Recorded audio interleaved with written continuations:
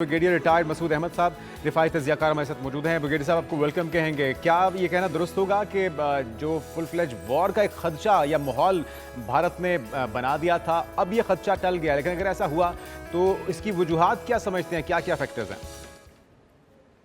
देखें जी, सच तो मैं ये नहीं कह सकता हूँ कि वो कि चीज़ें सेटल हुई हैं। ऐसा नहीं हुआ है कि फॉर द टाइम बीइंग थोड़े से ऐसे जेस्चर्स मिले हैं या इंटरनेशनल कम्युनिटी की इंटरवेंशन है या यूएस के सेक्रेटरी ऑफ स्टेट की कॉलें थी।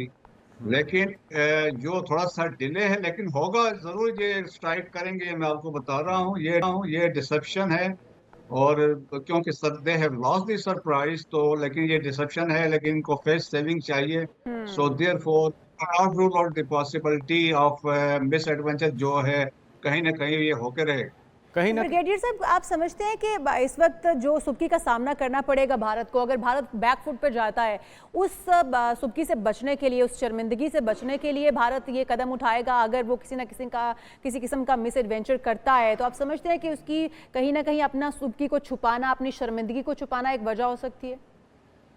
जी हाँ, देखें, इसमें तो इन्होंने ये चक्कर चला है। मोदी ने जो सिक्योरिटी चीफ्स को बुलाया हुआ था, सर्विसेज चीफ्स को, और उनको कहा कि जी आपको फ्री हैंड है, जाके आप जो मर्जी करें। अब जी। उन्होंने इसीलिए किया कि कल कुछ होता है, अगर फेलियर होता है तो वो कहेगा भाई ये तो मैंने इनको कहा था, दे हैव फेल्ड।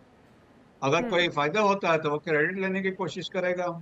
और अच्छा फिर उन्होंने एक ब्रिगेडियर साहब, इनके एडवाइजरी। पास जो राफेल तैयारे हैं, जो कि बड़ा ही बार बार इनका मीडिया बता रहा है कि बहुत ही जदीद टेक्नोलॉजी से लैस हैं, और पाकिस्तान का जो दिफाई निज़ाम है वो इस काबिल नहीं है कि वो उनके राफेल का मुकाबला कर सके, इसमें कितनी सच्चाई है जो इनके पास राफेल मौजूद है इस वक्त? बिल्कुल जी, देखिए, इज टोटली रॉन्ग है, फॉल्स है।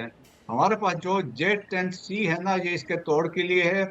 फिर ठीक। हमारी सुपीरियरिटी ये हुई है कि China has recently provided us with PL-15। ये मिसाइल से जो हमारे J-10C में भी फिट हो रहे हैं, और इसके अलावा आपके ब्लॉक 3 J-17 थंडर के साथ भी हैं। और हम इसको कहीं दूर तक इसको आगे स्ट्राइक कर सकता है। तो ये एडवांटेज है, और we enjoy air superiority at present as far as our aircraft are concern.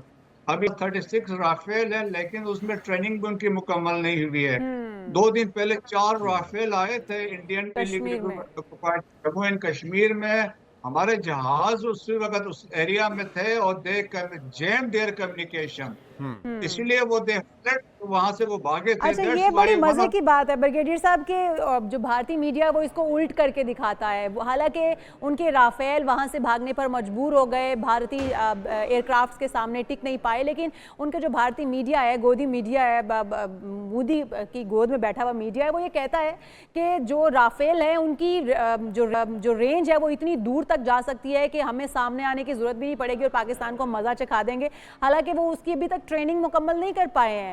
वो भूल चुके हैं जी वाकया हाँ, जो उनका MiG-21 हमारे एयरफोर्स के जवानों ने मार गिराया था सुखोई के अंदर, और जिस तरह से अभिनंदन को चाय पिलाकर वापस भेजा था खैर सगाली के जज्बे के तहत, तो वो ये भूल चुके हैं शायद। जी हाँ, बिल्कुल। देखिए, ऐसा ही है। देखे ना, हर वो राफेल लाए जो मर्जी लाए, लेकिन उसके अंदर एक अभिनंदन बैठा हुआ है, तो वो जी। पाकिस्तान के साथ ऐसा मुकाबला नहीं कर सकते प्रोफेशनली। और हमारे जो पायलट्स है प्रोफेशनली बहुत जबरदस्त सुपीरियर है, और हर लिहाज से है। और देखें, it is the man behind the gun जो मैटर करता है। और फिर हमारे एयरशिप वो खुद एक्नॉलेज करते हैं, जो इनके आपस की डिस्कशंस हुई हैं, जो इनके थिंक उसके टैंक्स अंदर वो बता रहे मानते हैं, इनके हैं। एयरफोर्स ने, उन्होंने बिल्कुल। कहा है कि जो MM आलम ने चंद ही लम्हों के अंदर उनके तैयारे गिराए थे, मेरे ख्याल में अभी तक वो भी सदमा भूले नहीं होंगे। लेकिन ब्रिगेडियर साहब, ये जो बर्तरी है पाकिस्तान को, के अंदर कोई हमला होता है या महदूद जगह पे होता है तो उसके अंदर पाकिस्तान को सबकत हासिल है, ये भारत भी अच्छी तरह से जानता है। तो क्या इस तरह का रिस्क लेगा जिसमें दोबारा से उन्हें सुबकी हो, 2019 फरवरी जैसा कोई हमें उनके भेजे हुए पायलट को नहला धुला के चाय पिला के वापस भेजना पड़े? और अगर लॉन्ग टर्म बेसिस पे कोई ये जंग चलती है तो क्या दुनिया ऐसा करने देगी भारत को, और मुतहम्मिल हो पाएगी दुनिया ऐसे किसी वॉर की, जंग की? देखिए, इंडिया बहुत विकर विकेट पे है। डिप्लोमेटिकली वो फेल हो चुके हैं, वो किसी को कन्विंस नहीं कर सके। इंटरनेशनल ओपिनियन उनके अगेंस्ट है, इंटरनेशनल मीडिया उनके अगेंस्ट है। न्यूयॉर्क टाइम्स को देखे, द इकोनॉमिस्ट को देखे, ब्लूमबर्ग को देखे, सब ने लिखा है कि सबूत लाओ भाई, सिर्फ पाकिस्तान की बात करेंगे। वो नहीं है, इंटरनेशनल कम्युनिटी के लीडर्स भी यही कह रहे हैं। इंटरनेशनली पब्लिक ओपिनियन भी इनके अगेंस्ट है, तो कोई इनका आइडिया बाई नहीं करे। पाकिस्तान ने बड़ा स्ट्रांगली अपना केस पेश किया है। अभी आप देखें जिस तरह DGISPR ने 2-3-4 दिन पहले अब्दुल मजीद जो इंडियन नेटवर्क था वो एक्सपोज किया, और जो 2 दिन पहले की प्रेस कॉन्फ्रेंस हुई जिसमें हमारे डार साहब भी बैठे हुए थे, DGISPR भी थे, वहां हमने सबूतों के साथ बात की। हमने हवा में कोई बात नहीं की। Irrefutable evidence, verifiable evidence of Indian terrorism. जी। अब इंडिया इसलिए भी फंस गया कि हमने कहा भाई इंडिया टेररिज्म पाकिस्तान में भी करवा रहा है, फिर दुनिया भर में टेररिज्म करवा रहा है, कनाडा में, USA में, UK में।